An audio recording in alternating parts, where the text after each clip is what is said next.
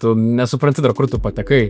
Tave kaip iš tos labai šiltos, saugios aplinkos įmeta į tą labiau realistišką. Padėti vaikams mokytis ir patirti klaidas ten, kur nebrangiai kainuoja. Tyrimai rodo, kad finansiškai žymiai geriau elgiasi su pinigais tie jaunuoliai, kurie anksti pradeda patys užsidirbti. Yra labai daug tokių nemokamų pinigų studentų ir tiesiog jie yra neišnaudojami.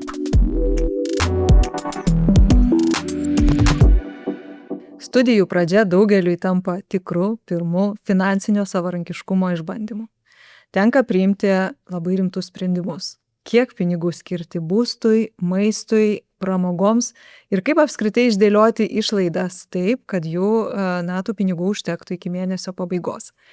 Apie pirmus savarankiško, studentiško gyvenimo išbandymus ir pamokas šiandien kalbėsimės su skaitmeninių startuolių įkūrėju Simu Klioštoraičiu.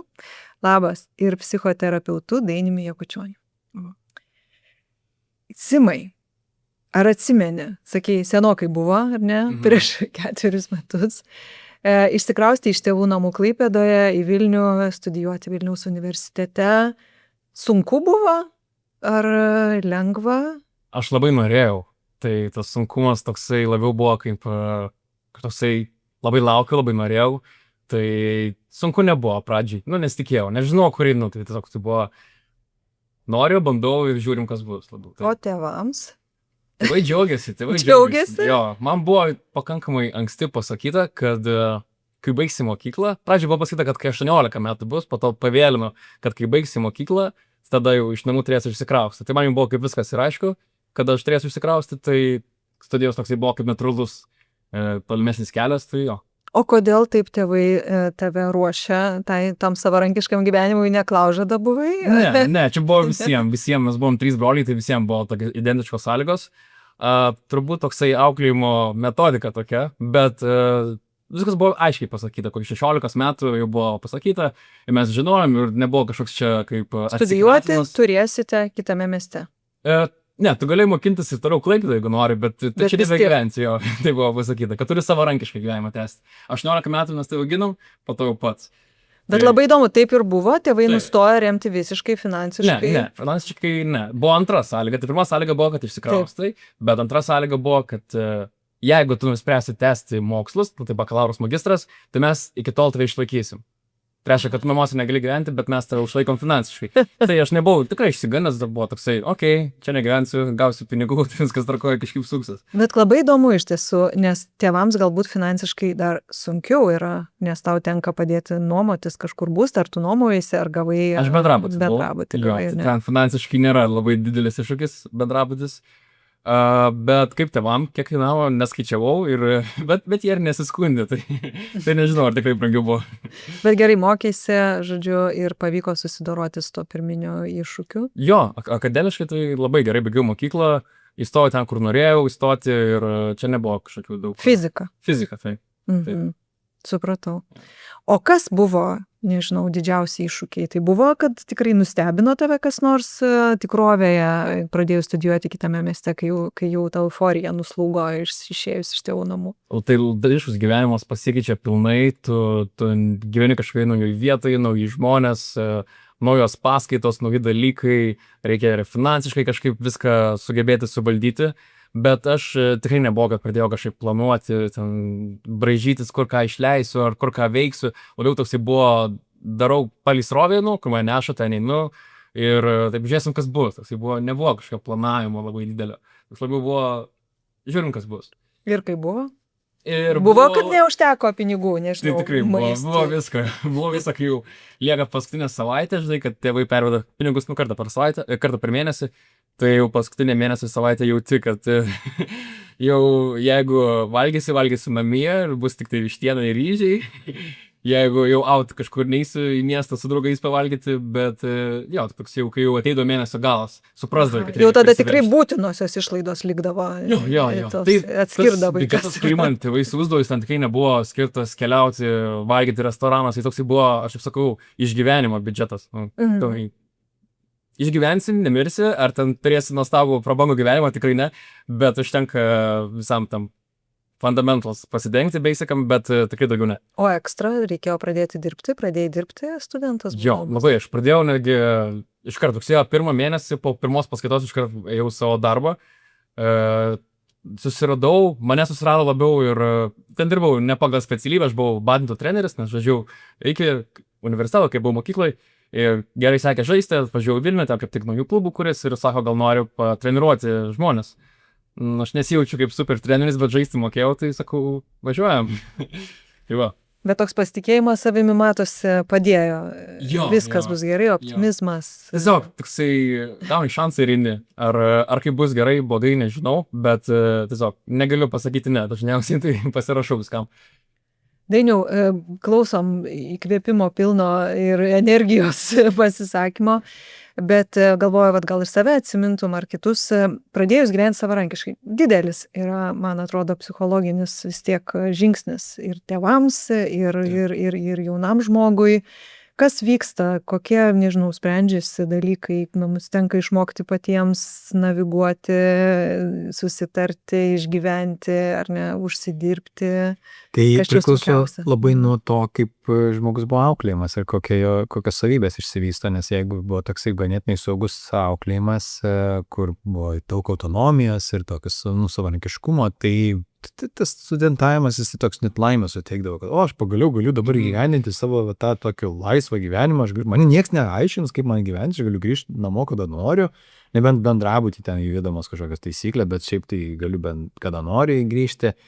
Kitiem, kurie taip iš jų buvo galbūt hiperglobos momentas toksai, tai jie netaip saugiai jausdavosi ir jiem tada tas toksai ir atskirties didesnis nerimas būdavo, jiem ir norėdavosi dažniau grįžti namo, jie tiesiog savaitgalis grįžinėdavo pastovi namo. Tiesiog penktadienis grįžta namo, sekmadienį grįžta atgal, ten net su tašėm didesnėm ir tada toksai namų ilgesys labai didelis, nes kitoks buvo prisirišimas toksai.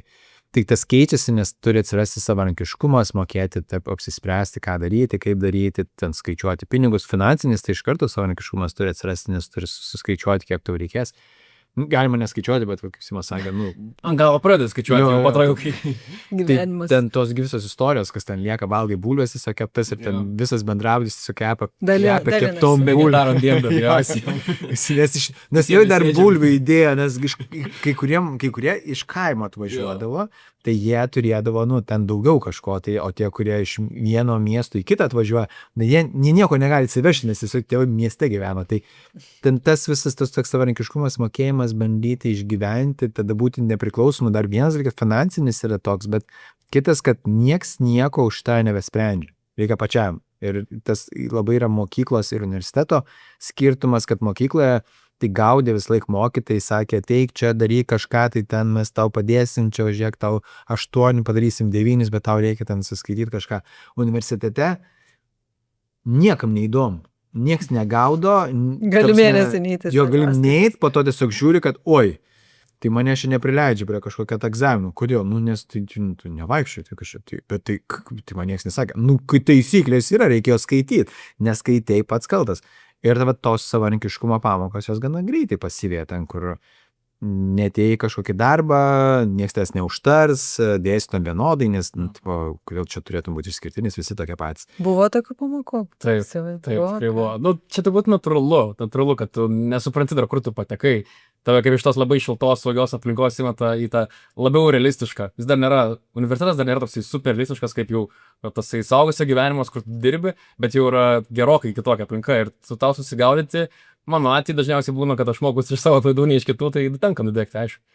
Bet po to, kai nudegi vieną kartą, turbūt supranti, kur esi ir jau tada ką kitaip reikės. Tai labai geras pamokas, kai pats nudegi. Jo. Nes labai greitai įsimena visi dalykai, kad padariau taip, reikia kitaip daryti. Jo. Bet aš dabar galvoju, mūsų klausys tinklalaidės tikrai ne tik jauni žmonės, bet klausys ir tėveliai, tėvai, kurie ruošia kai kurios vaikus kaip tik ruduo, išvyks į kitą miestą, į kitą valstybę, dabar labai dažnai išvyksta, ar ne?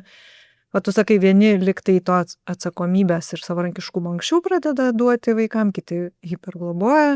Tai patarimas tėvam, kada čia jau pradėti taip nuteikinėti. Nuo 16 žmogus žinojo aiškias taisyklės, ne, ten tau išeis. Bet kaip čia tėvam turbūt irgi Tai jeigu jau Žinoti, yra 18 pasiruošti. metų vaikui, tai, ką padarys, nieko čia daug. Bet anksčiau, kada pradėti? Savarankiškumas ugdomas nuo tada, kai vaikas geba daryti kažką savarankiškai. Ir tiesiog kiekvienoje amžiaus grupėje jis geba daugiau ir daugiau padaryti savarankiškų sprendimų kažkokių, tai pasirinkti. Ir ypatingai moksluose, tai jie geba patys rinktis, bet jiem reikia gido. Tai vat, kai tėvai, kurie daro tokią klaidą, sako, bet tu pats viską žinai. Tu pats viską nuspręsi, tu viską pats. Ir taip, kaip ir jo žinau, ačiū, kad pasitikit, bet būtų visai faina, jeigu tiesiog pabūtumėt šalia kartu, ten paklaustumėt, galbūt kažkokio pasakytumėt, ten kažkokį momentą, nebūtinai patarimas būtų, kad daryk taip, o ne kitaip, bet labiau apie tą tokį pagaidinimą kažkokį tai. Bet tas savarankiškumo ugdymas tai duoti atsakomės ten, kur jau geba susidoroti. Nereikia ten duoti 5-mečių vaikui, ten didelio peilio, aš sakai, kad pjauk duonus įvaromus visiems. Ne, bet jisai gali ten tiesiog, nežinau, tai išplauti kokį vieną lėkštę savo, ten, kaip pavyzdys, ar ten išsivalyti ten dulkes nuo savo staliuko kažkokio tai mažo. Tokiais labai realiais darbais. Taip, ir tada, kai jie geba tą padaryti, jie įgyja kompetencijos, pasitikėjimas savimi toje srityse ir tada auga ir tos klaidos be abejo dar irgi kitas dalykas, mokykla tas klaidas sureikšmina pažymiais, tada klausimas, kaip tėvai tai sureikšmina. Ir kaip tos klaidos mokykloje persikelia į tais, kad klaidas, ar aš galiu daryti klysti tiesiog gyvenime, ten priimdamas sprendimus, ten kažkokius vienokius ar kitokius. Tai čia irgi yra svarbu, kiek mes švęsim tas klaidas, nes šiaip reiktų klaidą švęsti, nes tai yra kaip tik pamoka didelė. Mūsų galvoje yra tas toks, ne, klaida yra stop. Čia reikia spirti užpakalį, kad nebedaryti tų klaidų. Bet klaidos yra normalus dalykas, jos turi būti. Ir dėl to tėvai turi leisti kartais net ir suklysti ir kai kada yra tokių netgi labai tokių žiaurių, kur vaikas važiuoja į kažkokią tai treniruotę, ir jis pamiršta savo ten aprangą. Mama namuose, jinai kaip ir galėtų atvežti. Bet jis sako, ką daryti? Pats pamiršai. Taip. Tai čia yra kontekstas, kad yra treniruotė. Jeigu tai yra varžybos, mama aišku, kad nuveš. Viskas tvarkoja, nes visiškai kitoks kontekstas.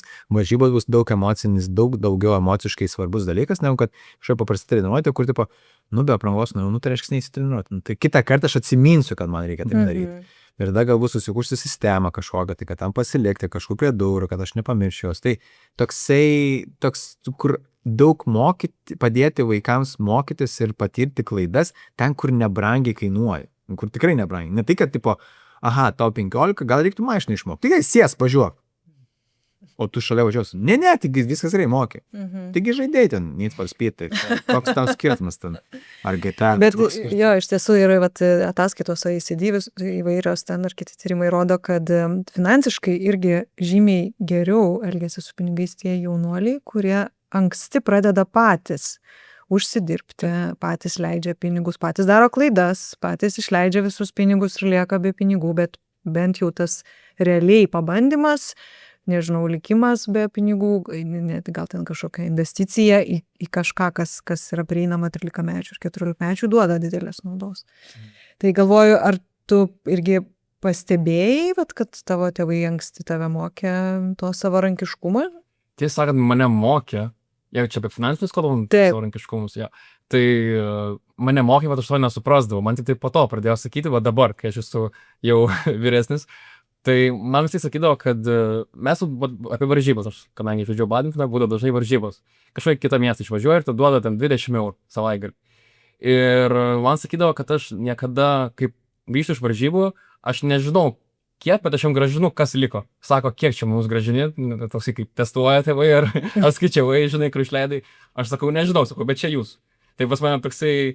Ir neišleisdavau visų pinigų. Ne, visų neišleisdavau, bet kiek išleisdavau irgi nežinau. Bet žinau, kad kažkas liko ir tą duodu. Ir aš nesuprasdavau, turbūt, tuo metu tikrai nesuprasdavau, kad čia yra kažkokios pamokos, čia klausimai, bet dabar, kai man viską pradėjo paaiškinti, aš galvoju, okei. Jie taip specialiai darė. Jo, sako, nes aš turiu kitų brolių, sako, jie visiškai kitaip elgdavos tais pinigais, pavyzdžiui.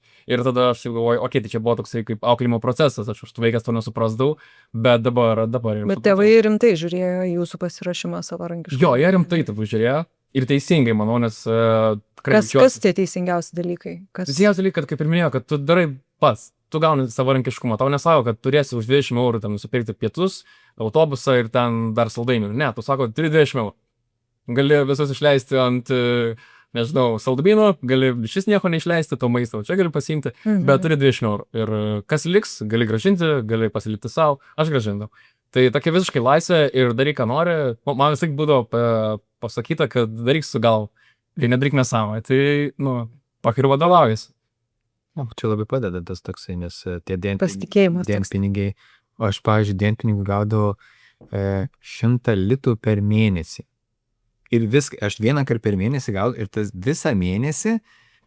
Ir čia yra, kai į savaitę gauni, tai vienas dalykas yra, nežinai, kad, tai čia tai pakentėsi, bet mėnesį, tada tu turi taip jau kaip ir gana skaičiuoti, aha, tai čia dabar negaliu, turi pinigų, jėga, eisi malaus įsida čia gerti. Ne, tu skaičiuoji, kad pala, bet čia visam mėnesį turės. Tai tada įjungia tokį jau tikrai skaičiavimą, tokį 16 metų. Aš mokiausi Anglijoje, Didžiojo Britanijoje, ten kas savaitę penktadieniais mokamas atlyginimas yra. Kiekvieną penktadienį ten yra mini nauji metai.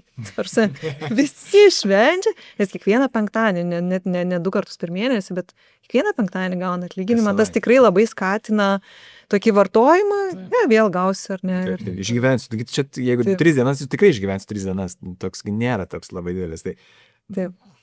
Simai, o tu ir ne tik Vilniuje studijavai, bet aplankėjai tikrai įdomių egzotinių kraštų, ar ne? Gal tu gali papasakoti, nežinau, kaip ten tau sekėsi būti, ar kaip ten dėliotis biudžetus sekėsi? Ten buvo mano geriausias gyvenimo laikas, ten mano gražiausias dienos. Kuris? Abu. Tai buvau Pietų Korėjoje ir buvau Amerikoje, tai abi dvi šalis ir ten patirtis, kurias patyriau, tai buvo tiesiog nuostabios dienos, prisimenu su gražiausiais prisiminimais, tai buvo tiesiog kupinas nuotykių toksai etapas.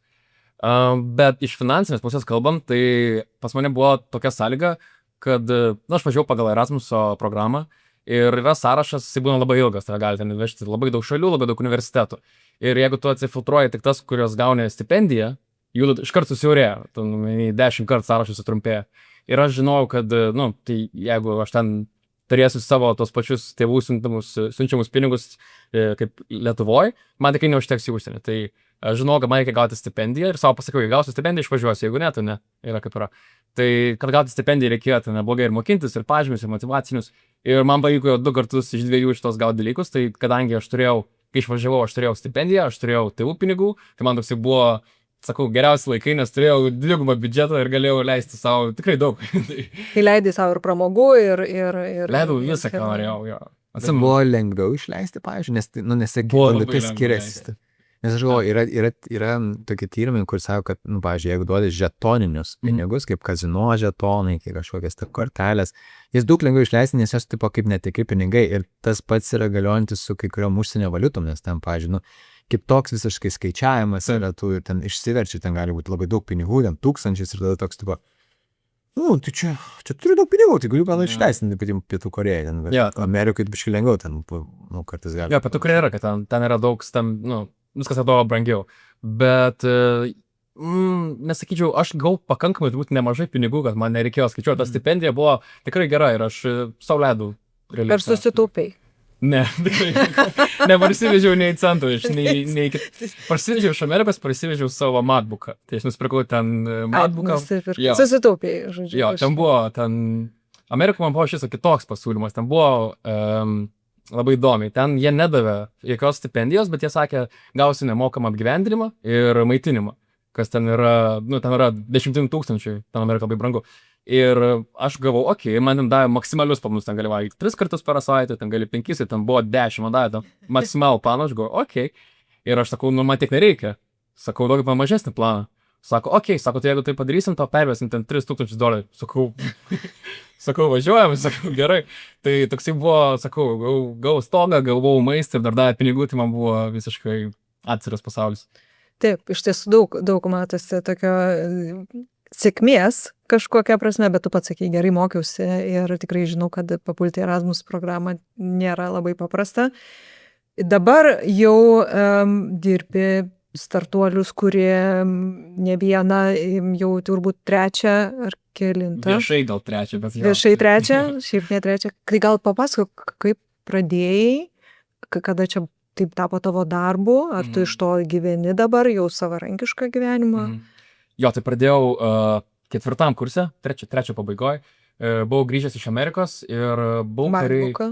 Jo, jau turėjau MacBooką, tai jau startuolis. Jau verslininkas. Jau verslininkas, jau galėjai tik kafeiną ir ten kodinti. Tai jo, tai buvau grįžęs iš Korėjos, iš Amerikos, aš tai buvau Korėjoje ir Korėjoje nusižiūrėjau ten tokią idėją, ten mačiau, ten visi naudoja tokį appsą programėlę ir galvojau, kad čia Lietuvoje padarysiu, čia visiems bus labai įdomu, čia tokia naujiena, parsivežiau iš užsienio, čia dar neegzistuojantis dalykas ir tą ir padariau, tai mes tą, su komanda žinoma ir jo, tai ją pavyko padaryti, uždirbti pinigų tikrai nepavyko, bet pavyko ten gauti tokio viešo dėmesio, nes ten pradėjom save TikTokus, Instagramus filmuoti, ten savo veidą visur klijuoti, visiems pasakoti, tiesiog garsiai kalbėti viešai.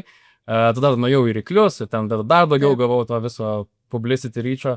Ir jo, tai gal finansiškai manęs ten niekur nenuvedė, bet atidarė labai daug durų pažinčių ir to tokio viešumo. Ir tada tiesiog tai buvo kaip mažas, tasai dar kalno viršui kamoliukas, bet jisai pradėjo ridentis. Ir tai jau buvo, dabar jau kur nuves, žiūrim toliau.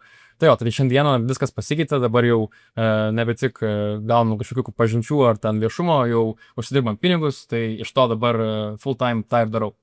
Su komanda, kartais vienas, tai va, turi susikupratį. Tai tu dabar uždirbi pinigus pats, iš to ir gyveni? Taip. Tėvai jau nebesiunčia. Ne, tėvai sakė, kol mokiniesi, tai sakė, stok magistrą gali gauti, bet aš sakau ne. Aš jau viską išmokau, kai mano bakalaurė, tai... Gal į ateitį. Jo, tėvų nebūtų. Ar yra kitokie pinigai tavo uždirbti ir tėvų duoti? Ir ar skiriasi jų vertė? Labai skiriasi, kaip aš elgiausi su jais. Tai skiriasi, kai buvau pirmam kurse, kai pradėjau dirbti treneriu, tai aš uždirbau visai neblogus pinigus ir viršiau, kiek man tėvai vesdavo ir supratau, kad čia, čia, neblogi pinigai, reikėtų gal kažkaip juos neišvaistyti. Aš tikrai ne kažkoks švaistūnas, tai taip ir padariau ir negaliu patikėti, kad iš tikrųjų priimu labai teisingų sprendimų. Ten buvau pirmam kurse, 19 metų, bet priimu labai teisingų sprendimų. Ir tiesiog aš visus pinigus, labai daug pinigų, tų, kuriuos užsidirbdavau, investuodavau. Nežinodavau, kur, nesuprasdavau, kaip tas veikia, bet kažkaip ten susigaudavau, YouTube kažką susižiūrėdavau ir pabandžiau. Ir labai gerai man ten pavyko. Buvau pamiršęs ir visai neseniai kalbėjau su broliu ir kažkaip prisiminiau, kad aš ten turiu visokių ten atsidaręs walletų, accountų, ten užsienį, Lietuvoje, visur turėjau. Ir tiesiog buvau pamiršęs, atsidarau ir ten žiūriu visur, ten 60%, 120%, sakau, oho, tai kaip čia taip. Tai va, pasirodo, kad niekur nelabai supratau, ką dariau. Bet čia iš tiesų auksinė investuotojo taisyklė, būtų gerai žinot, ką darai, bet pamiršti yra labai gera taisyklė tiesiog. Tai susitaupiai, investavai, kažkaip priėmė tos teisingus sprendimus, bet, sakai, skirtingi pinigai yra tavo uždirbti ir gauti iš tėvų, o kas yra savo jau labai pagalvoji labiau, kam skirti? Jo, ypač, sakyčiau, dabar daugiau galvoju, nes tada supranti, kad, jeigu ten studentas esi, kaip sakė Dainius, tai jeigu tau yra blogai, tu žinai, kad, gerai, tai dar permesta 100 eurų. Man labai blogai liko savaitę, bet, davai, prašau padėti. Tai žinai, kad padės. Gal vieną kartą ne, bet kitą kartą, jeigu tai bus svarbiau, tikrai padės. Jau kai yra tavo pinigai, tu žinai, kad jau nepadės. Jau reikia pačiam. Tai jau ta truputį surimtėjai, jau būna pasirašai, čia yra jau mano mėnesinės išėdos, Spotify'us, ten nuoma, čia jau planuoji. Jo, to susirašau, jau atsakingiau pradėti žiūrėti, taip. Nes nebėra to tokio safety neto. Tai jo, šitas atsitiko. Visai nesteinas, kai tėvai nebeišlaikė. Bet šiaip yra čia psichologinis fenomenas, nes vadinamas home money, namų pinigai. Yra pinigai tie, kuriuos iš tos atgaunu ir tos pinigus, kuriuos uždirbu, tai tie, kuriuos uždirbu, yra vadinasi home money. Ir jie visai kitaip išleidžiami. Jie brangesni yra, jų nenori išleisti. Fizinis skausmas išleidžiant tos pinigus yra daug didesnis negu kad tuos, kurie tėvai žarė. Nes aš juos uždirbau? Taip, tai yra mano uždirbti, aš žinau, ką turėjau patirti, kad tai uždirbčiau. Ir tada jie yra labiau branginami. Tai čia jau yra tas toksai, tas kaip ir patyrimas tiksliai. Jos daug smagiau yra gauti, kai tėvai perveda, tai buvo, tai turėjo pervesti. Aš turėjau jas gauti, mes taip susitarėm, aišku, jie nėra įpareigoti, bet tai tiesiai toksai, kad, tu nenusipelnėjai turbūt per daug, bet kai tu uždirbai pats, toksai būna, čia jau mano, pilnai, jau galiu daryti, ką noriu. Ir tada tas, ką noriu, ačiū Dievui, pas mane nebuvo, kad einam ten taškyti jos, pas mane buvo protingiau sužaidžiau. Tai šiaip esu nustebęs, kad 19 metų tai supratau ir tikrai nedariau nesąmonį, tai džiaugiuosi, kad pavyko taip daryti. Iš tiesų labai geras yra patarimas, aš dažnai tėvams tas net nebūtinai paauglių, bet ir mažų vaikų, kai būtinai kažko reikia, būtinai užsireikia vaikui, nežinau, naujo žaislo, naujos knygos, naujo kompiuterio ir taip toliau, tai galima pasiūlyti įsigyti už savo pinigus, nes jau labai maži vaikai turi savo pinigų kalėdinių, ten visokių ir taip toliau. Ir labai dažnai būna, gal ne. Gal man nereikia, nes tas pasikeičia vertinimas.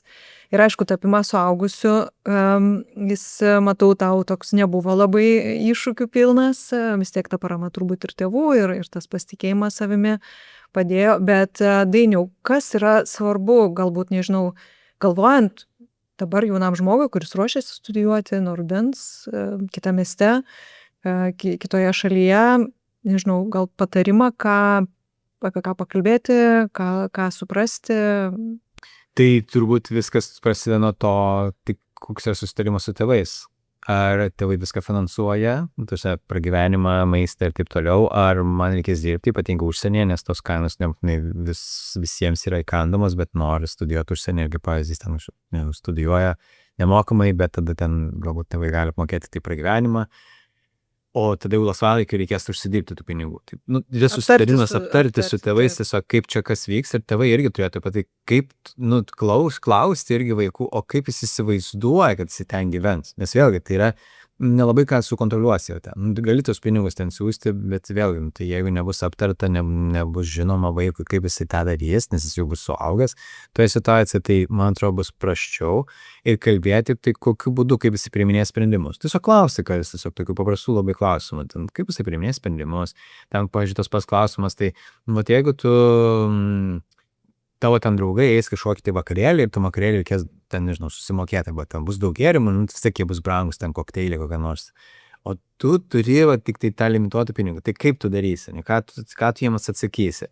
Ir ten yra tas, jaunam žmogui yra tas, kad aš tai noriu eiti ir aš nenoriu paleisti, nes čia yra statuso klausimas. Tai išmokti formuluoti kitaip tiesiog atsisakymą. Pavyzdžiui, ne dėl to, kad aš negaliu eiti, nes neturiu pinigų, bet tiesiog aš renkuosi neiti. Tokį, kad čia yra mano pasirinkimas, ne dėl to, kad aš ir niekam nereikia sakyti, aš turiu pinigų, neturiu pinigų, nes koks skirtumas, niekam neįdomu šiaip tai, bet nesumažinti savo to statusos, pasakyti, kad aš renkuosi neiti šį kartą, sako, viskas tvarkoja, jūs eikit, aš kitą kartą su jumis prisijungsiu. Buvo taip tokių situacijų, kai tau ir tai norėjai kažkur eiti, negalėjai? Ne, aš jau kur noriu patekti, aš pasiekdavau jo. Bet nesvarbu, su pinigais arba pinigų. Jo, kokias taisyklės vis tiek patekdavau, bet man šitas buvo, man vis tiek sakydavo, man tėvai vis tiek sakydavo, kad jeigu kažkur draugai, tarkim, važiuoja, keliauja ir tau reikia, sakyk. Vis tiek būdavo, nepraleis šansą vien dėl pinigų. Aš manau, kad čia yra pakankamai teisingai, nes tu gauni tą galimybę tiesiog patirti. Ir jeigu tu vien dėl pinigų kažką prarandi, kažkokią patirtį, tai manau, kad yra nuostolinga, tikrai. Čia kalbama, man atrodo, apie keliones kažkokias, kur tikrai yra patyrimas. Jo. Tikrai patyrimas. Ne tai, kad ten, nežinau, penktadienį vakare išeiti į barą ir ten išleisti 100 eurų ant kokteilį. Taip, tai čia ne tas, man atrodo. Čia tai yra atskir, kur yra tikras patyrimas. Ten, nežinau, važiuosim su palapinėm kažkur, tai ir ten reikia dabar ten bilietus pirkti ar maistą ir taip toliau. Puiku, tai yra patyrimas. Visi išbandysit, ką reiškia pagyventi palapinėse ir tada suvokti, ar tikrai maisto užteko, o gal mes per daug nusipirkome. Tai tada toks naujas pojūtis visai atsiras. Tai patyrimą aš pritariu, kad tikrai reikėtų daugiau leisti į savo laisvę. Ir tada tėvų irgi geras požiūris šitą situaciją, kad jeigu tai duos patirtį kažkokią tai gyvenimišką, viskas fine. Bet sakau, yra tų kitų išlaidų, kurios tikrai nebūtinai, gal kažkokią nebūtinai gerą patirtį. Ir iš tiesų labai džiugu, kad tėvai gali. Tai nežinau, jeigu negali, tai kas man atrodo irgi visada labai yra gerai, tai pasakyti, kad paieškosim būdų. Ir kad sakai, aš vis tiek kažkaip patekdavau, ar ne, tai galbūt tėvai negali, tas biudžetas ir limituotas, bet galbūt yra kažkokių kitokių būdų. Savanorystės labai fainas dalykas, pavyzdžiui, pamatyti įvairius koncertus jauniems žmonėms. Ir nežinau, yra tik keliavimo būdų, kai galima už darbą gauti nakvynę ir pasinaudoti įvairiomis studentų programomis, man atrodo, kurios atveria tas galimybės. Tai to pasitikėjimo tokio matau tikrai tau yra labai daug. Jo, čia labai geras pointas, nes yra labai daug tokių nemokamų pinigų studentų. Yra labai daug. Ir tiesiog jie yra neišnaudojami. Aha, kokius 3 gali pasakyti? Jo, tai tarkime Erasmusai. Bet čia reikia gerai mokytis. Tai čia, tavo toks tikslas, tavo darbas, toks darbas. turi vieną darbą. Tai ne visiems studentam, tai suprantama. Va būtent, tai nuo to reikia pradėti turbūt, bet tai būtų Erasmuso pinigai, tiesiog nemokami ir tikrai yra daug ir išvažiuoja tikrai negabių žmonių daug, kurie važiuoja ten nemokintis.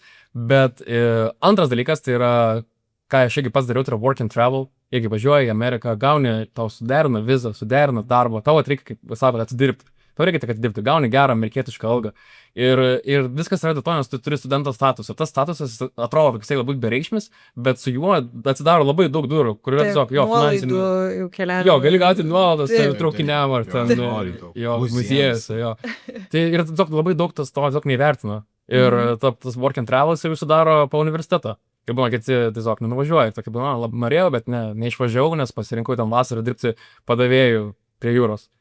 Jo, tipo, gerai viskas, bet tu gali daryti tą patį Amerikoje, ten, užsidirbti daugiau, patirčių daugiau. Tai va, tai dažnai pamirštu šios galimybės. Sukaupti iš tiesų tų žinių, tų galimybių, rasti būdų, kaip nežinau, iš tėvų ar iš kitų tikrai galimybių pasinaudoti tais keliavimais. Tai iš tiesų labai, labai džiugu, labai smagu klausytis jauno žmogaus, kuris tiek daug turi patirčių. Dainiau, ačiū už paraginimą ir nuraminimą tėvams, kad reikėtų kalbėtis. Manau, tikrai daug yra įvairių jausmų išlydinti vaikus į gyvenimą, svarbu pasitikėti, kad viskas bus gerai. O aš visiems klausytojams, kurie mūsų klauso, linkiu išmokti, kol dar namuose, kol dar su tėvais, pasigaminti bent 5 sveikus patiekalus maisto ir tai tikrai sutaupys labai daug jūsų biudžeto, nes pasirodo ir Simas patvirtino, vienas didžiausių išlaidų, kurios nustebina atskirai pradėjusius gyventi jaunus žmonės, yra tai, kiek kainuoja maistas, ypač ne namuose. Tai tikrai pasiruoškite, pakalbėkite, gaminkite ir atraskite visas galimybės, kurias tik suteikia savarankiškas studentiškas gyvenimas. Likite saugus, iki kitų Sveiki finansai epizodų.